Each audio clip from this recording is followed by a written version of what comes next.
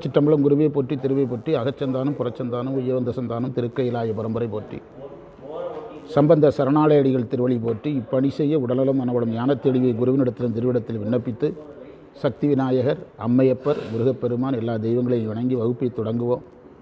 சுந்தரமூர்த்தி சுவாமிகளுடைய தேவாரத்தில் 7ஆம் திருமுறையில் 97வது பதிகம் திருவொற்றியூர். எத்தனை மந்திரம் முடித்தோம்?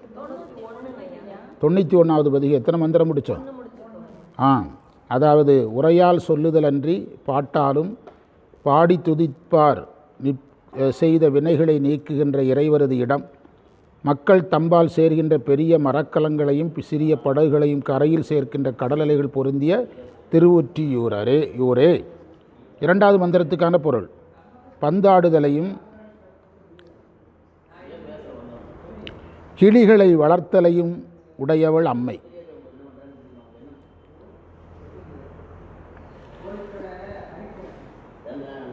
அந்த அம்மை மனத்தை கவர்ந்தவர் இறைவன்.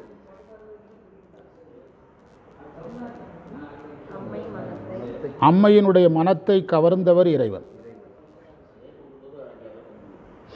சிவந்த நெருப்பு போல் நிறமுடையவர்,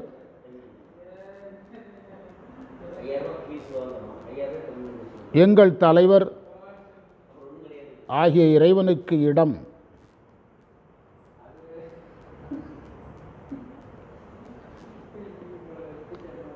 பல பொருட்களை தள்ளி வருகின்ற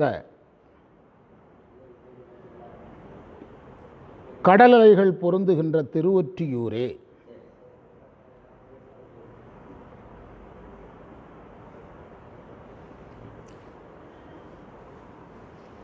மந்திரம் படித்து பாருங்கள். பந்தும் கிளியும் பயிலும் பாவை சிந்தை கவர்வார் செந்தி வண்ணர் எந்தம்படிகள் இறைவர்க்கிடம்போல் உந்தும் திரைவாய் ஒற்றியூரே.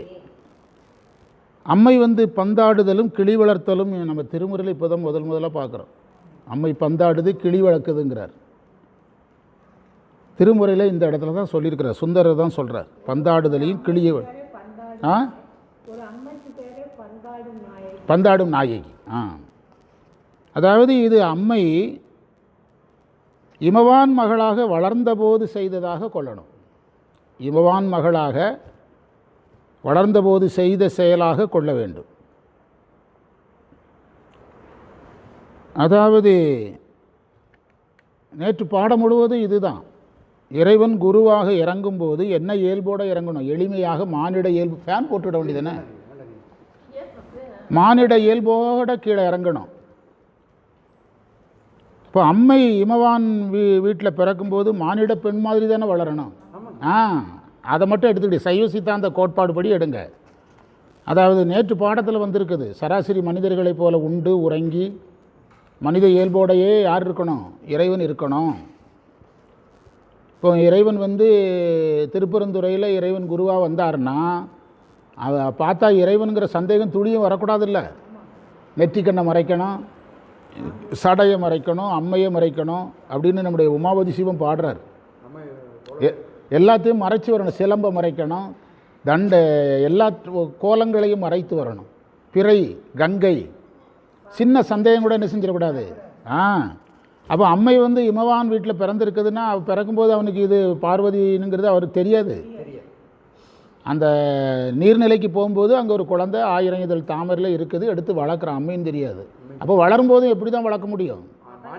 அதனால் அந்த மானிட இயல்புக்கு தான் அது கோட்பாடு. சைவ சித்தாந்த மெஷர்மெண்ட் அவ்வளோதான்.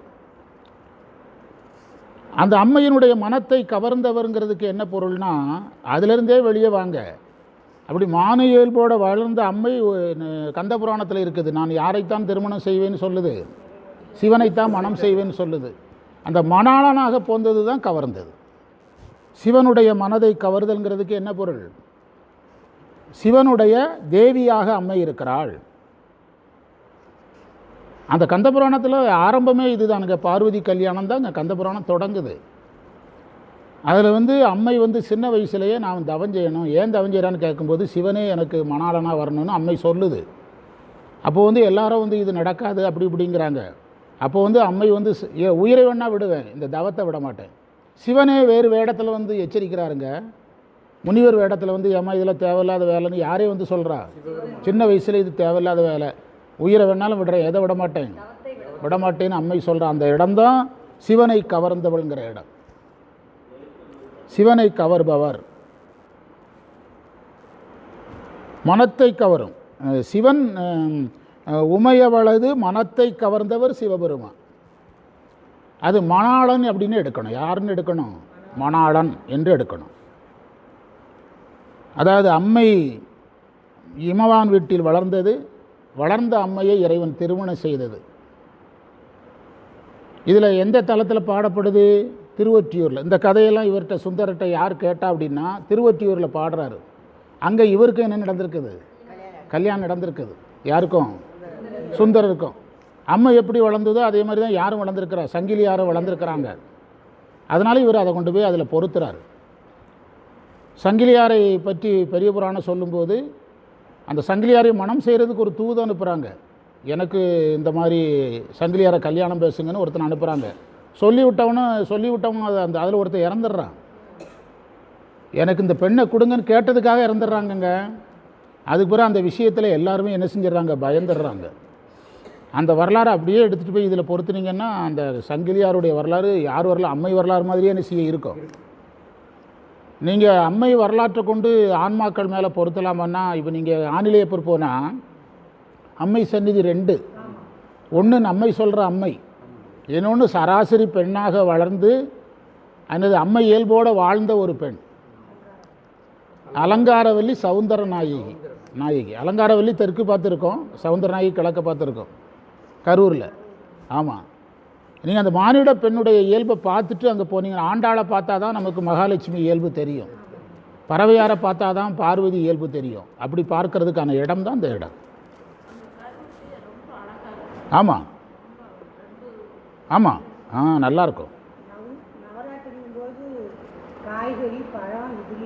அலங்காரம் பண்ணுவாங்க.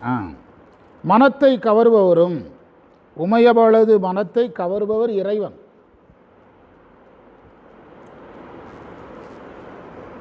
அம்மையுடைய மனத்தை இவர் கவர்றாருங்கிறார். என் உள்ளங்கவர், அதே வார்த்தை, என் உள்ளங்கவர். அம்மை உள்ளத்தை கவர்பவருங்கிறாரு இவர். அவர் கேட்டால் ஞானசம்பந்தர் ஏன் உள்ளத்தை இறைவன் கவர்ந்தாருங்கிறார். கவர்பவர், இந்த கவர் இதுதானுங்க உள்ளங்கவர் கல்வன். இங்கே மறைப்பு கிடையாது. கரெக்டாக வருது பாருங்க. அருள். இங்கே வந்து மறைப்பு கிடையாது. சிவந்த நெருப்பை போலும் நிறமுடையவருங்கிறது இறைவனுடைய ஞான நிலையை குறிக்கும். இறைவன் ஞானத்தை தருபவன் என்பது குறிப்பது. தலைவர் என்று சொன்னது ஆன்மா தன் அடிமை பண்பை உணர்வது. ஞானத்தில் யோகங்கிற மார்க்கத்தில் நின்றவர் சுந்தரர். ஆனால் அடிமை பண்பு அவர் தான் அதிகமாக சொன்னார். அடியார்க்கும் அடியேன். ஏன்னா அடியார்க்கும் அடியேங்கிறத அவர் தானே சொல்கிறார். நம்ம அந்த திருக்கல்லில் ஒரு தலம் பற்றி பேசணும்ல, அதை இன்னைக்கு வகுப்பில் சொல்லிட்டு வந்தேன். திருக்கல்லில்னு ஒரு பதிகம் நடத்தணும் தலம். அந்த நோட்ஸ் எடுக்கும்போது பார்த்தோமோ, தேவார வகுப்புக்கு இல்லை திருக்கல்லில் சொல்லிட்டு வந்தேன். தலைமுறம் கள்ளி முக்கண்ணப்பர் வருது. நீ நம்ம கோயிலுக்கு இதை வந்து நீங்கள் கோயிலுக்குரிய பதிகமாகவே வச்சுக்கிடலாம் அப்படின்னு சொல்லிட்டு வந்தேன். தேவார வகுப்பில் வருது.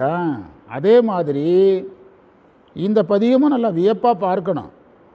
தலைவர்னு இந்த இடத்துல சுந்தரர் தான் ஞானத்தில் சரியே, ஞானத்தில் கிரியே, ஞானத்தில் யோகம். மற்ற 2 பேரை விட அடிமை பண்பு அதிகமாக சொன்னது யார்? அடிமை பண்பாகவே வாழ்ந்தவர் அப்பர். அடிமை பண்பை சொன்னவர் யார்? சுந்தரர். அப்பர் வந்து அடிமையாகவே மாறிட்டார். இவர் அடிமை பண்பை எடுத்து சொன்னார். திருத்தொண்ட தகை அடிமை பண்பை சொல்கிறதுக்கு வரலன்னா நமக்கு பெரிய புராணமே கிடையாது. அதனால தான் எங்கள் தலைவர்னார். ஞானத்தில் யோகத்தில் இருக்கும்போது அந்த இறைவன் தலைவன்கிறது புலப்பட ஆரம்பிக்கும். ஞானத்தில் முழுசாக புலப்பட்டுரும். திருவாசகத்தில் பரமன்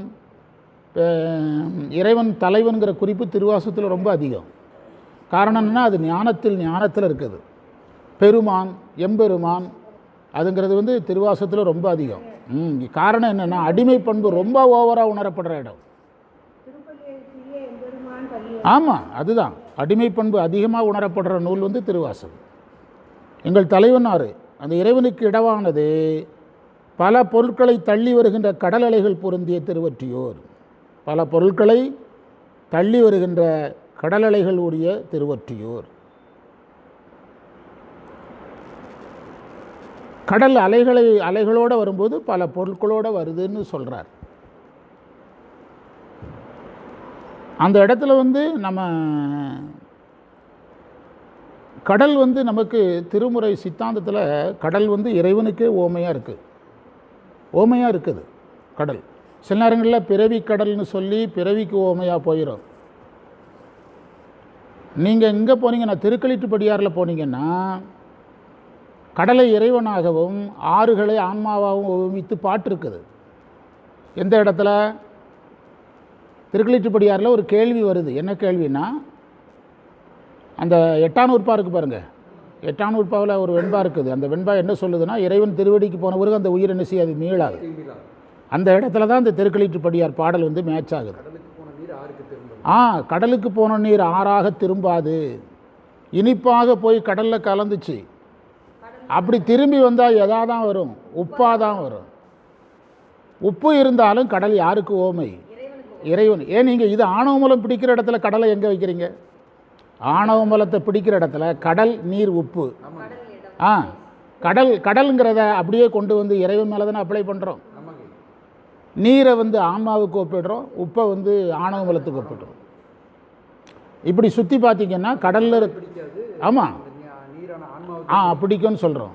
எனவே இந்த இடத்துல கடல்ங்கிறது அருளை, இறைவனை குறித்து, பொருள்ங்கிறது இறைவன் தருகின்ற அருளை குறிக்கும்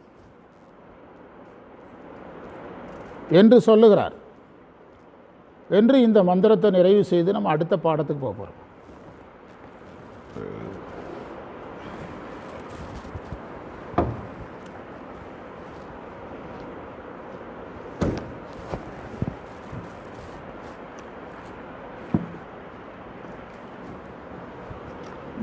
இந்த வாரம் எடுத்த திருவாசகம் முழுவதையும் பேசணும் நாங்கள்.